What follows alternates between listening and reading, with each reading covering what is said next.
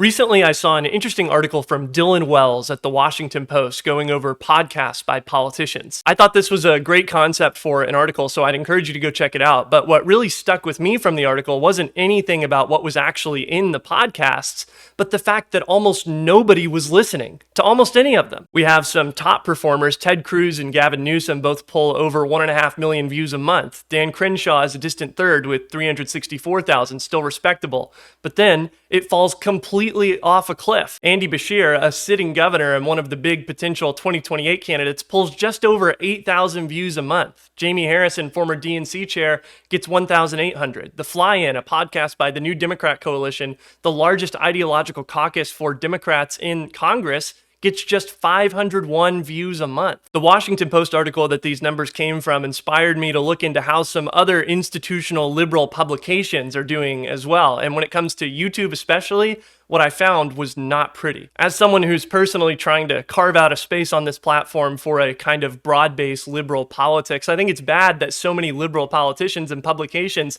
are totally face-planting on this platform, especially when the right wing is completely dominating on social media. We've all heard by now too much about how the Democratic Party is failing to reach young people, especially young men. 41% of 18 to 29-year-olds regularly get news on YouTube, yet too many institutional publications and public figures still aren't meeting this audience where it already actually is. These are people and organizations with budgets, staff, expertise, and the institutional credibility to bring on high-profile guests. You'd think that this might all add up to an audience. How is it possible that nobody's watching these shows? And maybe more importantly, how can we fix it? First, let's take a look at one of the podcasts mentioned in that Washington Post article, the New Democrat Coalition show, The Fly-In. Just for some background, the New Democrat Coalition is the biggest ideological caucus for Democrats in the House of Representatives. They're center-left, and people generally think of them as being to the left of the more conservative Blue Dogs and to the right of the more progressive caucus. Their YouTube channel, as I'm writing this, has about 850 subscribers, 248 videos, and the most recent episodes of The Fly-In all have under 100 views.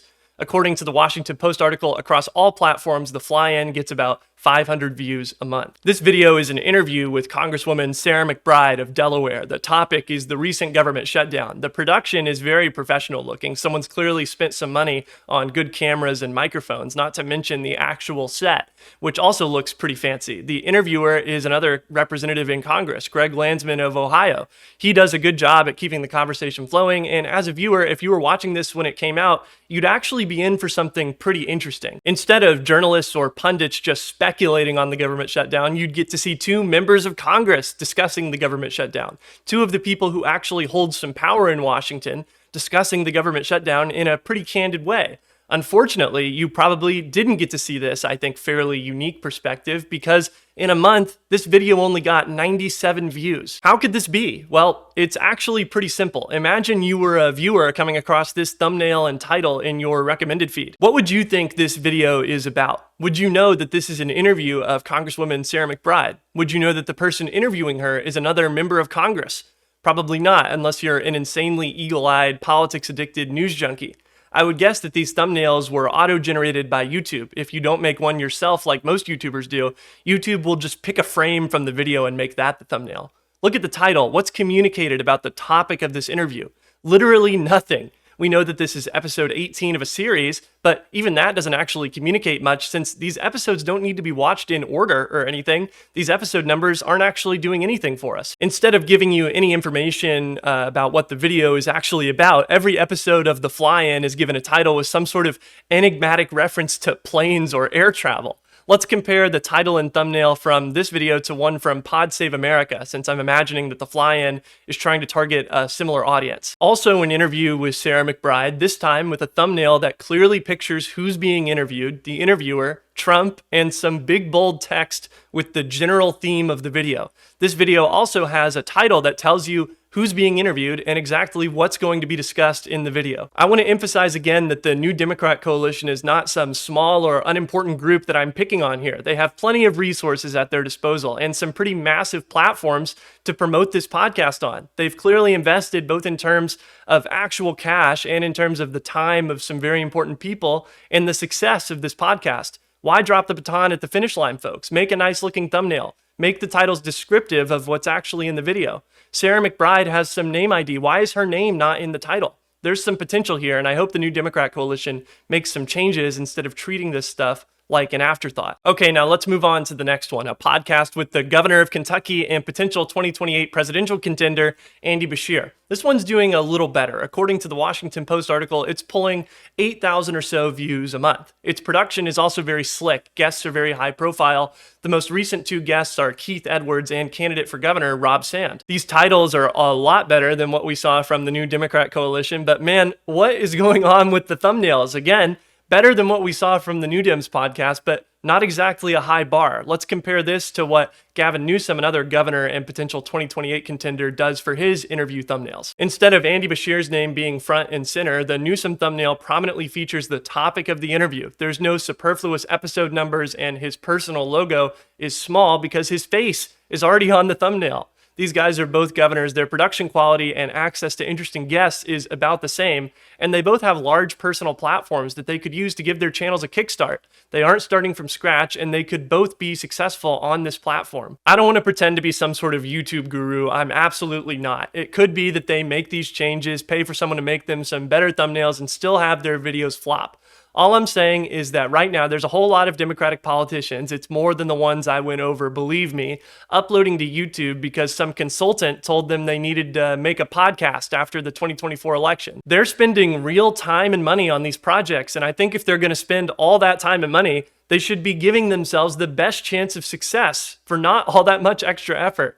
That's enough about politicians, though. Let's talk about some liberal media. I have a lot of appreciation for magazine journalism. They produce high quality work that I think is valuable because it often explores ideas in a deeper way than standard news content. Magazines like The New Republic or The Nation or The Atlantic, and plenty of others too, have been really important to shaping American liberal politics for generations. Unfortunately, too many of these storied, well-resourced, well-connected media companies that have done so much to move American politics in a liberal direction are making the same mistakes as those politicians that we just talked about and are failing to reach out to an audience that doesn't buy magazine subscriptions. Let's look at the New Republic first. What we see, and this is a pretty common theme with magazines and publications that treat YouTube as a kind of ancillary thing instead of as a real important way to distribute content, is that they're uploading a whole lot of stuff that just skips out on the video component entirely. I listened to a few episodes of The Daily Blast with Greg Sargent. Good podcast. It would do better with a Zoom subscription and some thumbnails that aren't just copied and pasted. The other consistent uploads on their channel have those same bad pre-generated thumbnails that the New Dems podcast had. Nobody's clicking on these. The Nation is up next. The last time they uploaded was 6 months ago. Unfortunately, they seem to have just given up on YouTube. They used to know how to use the platform. This video was uploaded 13 years ago, and it has almost 4 million views. For some positive notes this time, though, let's look at The Atlantic. What we see here is actually a perfect illustration of what I'm talking about, all on one channel. This entire channel is currently being carried by the Never Trump conservative David Frum. Episodes of The David Frum Show are the only thing that The Atlantic uploads on their YouTube that consistently gets views. His video titles and thumbnails are very standard, but also pretty well executed. The videos themselves aren't fancy at all, not even a little bit, just faces on screen. This stuff doesn't have to be super high production value to be successful, it just has to be there. Inexplicably, though, The Atlantic also is uploading vertical videos as normal YouTube videos when they should be shorts. And of course, we also have plenty of videos uploaded with no video component at all, just a static image and audio. You can see the difference in performance between the David Frum episodes and everything else. Thankfully, someone at The Atlantic seems to have noticed this trend too, because they've recently launched a new interview show called Galaxy Brain with good thumbnails, good titles, and a basic video component. They're also leveraging their institutional connections to bring on big name guests that would resonate with a YouTube audience. The first guest on Galaxy Brain was Hank Green. This is exactly the type of thing that more magazine-type publications trying to bring their message to the YouTube audience should be doing. The first episode of Galaxy Brain got 40,000 views, which is the most any non-David Frum Show video on The Atlantic's channel has gotten in months. Nice job. I think there's a couple reasonable objections to the point that I'm trying to make here that I want to address. First, I'm sure many of you are thinking that these publications are failing to make the transition to a YouTube audience because they're not new media, they're mainstream media, and people online don't want to watch mainstream media on YouTube. I think to that point, I'd say just look at the numbers that CNN and MSNBC are putting up with their YouTube channels, or even the New York Times. Take a look at the numbers our old friend Ezra Klein gets. People do watch mainstream political stuff on YouTube. A lot of these older, prestiged liberal outlets just aren't doing a very good job of making content that reaches an audience online. A second objection to my points here might be that I'm showing interview shows and news reaction content, and that I haven't really shown that there's a demand for the kind of long-form essay content that political magazines put out.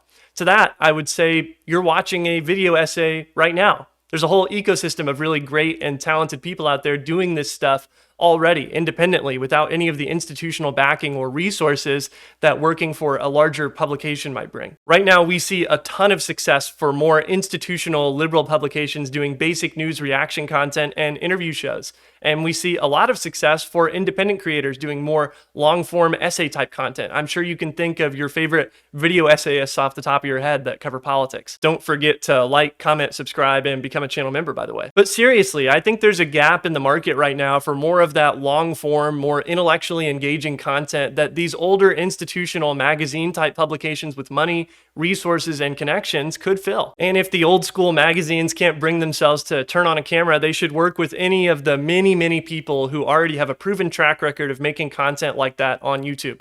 This sounds absurd because I think it's not something that's really done a ton on this platform, I don't think anyway. But in concept, it's not much different than a print publication having a guest columnist. I think this type of publication could absolutely make it work on YouTube. We see a version of this, I think, with the kind of content that Vox makes, high production value explainers on politics, culture, technology, and other stuff too. There's nothing magical about them. They just were born on the internet, so they take this stuff way more seriously than magazines and other publications that have been around for 100 years. To really drive the point home, you know who's basically already doing this on the right? The Daily Wire. Their hosts intersperse clickbaity news reaction content with what basically amounts to long-form video essays. All these old school, prestigious, liberal journalistic institutions are getting beat badly online by the Daily Wire. This should be both embarrassing and motivating, I think. The last objection that I think someone might have to my point about how it's bad that the old liberal institutional media isn't adapting is that maybe it's good that all these old magazines can't seem to figure out how to make a thumbnail. May 1,000 independent YouTubers and Substackers and whatever else rise from the ashes. I understand why you might feel that way. I'm sometimes tempted to feel that way because the fact that so many institutions supposedly care about advancing a particular point of view in American politics, but can't commit to a YouTube channel in 2025 is just one example of how out of touch the old media can be sometimes. But the truth is, I can't get Hank Green to come on the debut episode of my new podcast. The Atlantic can. I can't get gubernatorial candidates or multiple Congress members to do long-form interviews with me, even though literally nobody's watching. The New Dems podcast and Andy Beshear can. These politicians and old media outlets have serious institutional credibility and power that is being squandered right now on nothing. If the politicians and the old media can't get their message to where people actually are on YouTube and in other audiovisual formats instead of in print and stuck behind a paywall that nobody's going to pay for, fine. There will always be people with a microphone and a dream who are trying to pick up the slack. But ideally, I'd much rather have them effectively fighting on my side than have them not exist at all. It's been a year since the so-called podcast election of 2024, and too many big-name liberal politicians and media companies still haven't figured out how to make a thumbnail. This needs to change. Editors, feel free to email me for my consulting fee. To the rest of you, thanks for watching. Thank you so much to my channel members. We reached a fantastic milestone recently of 20 channel members. Your support makes what I'm doing here possible. Thank you so much. If you'd like to support me by becoming a channel member, you can get your own name in the credits here. Just hit the join button on this video or on my channel. Thanks again so much. I'll see you next time.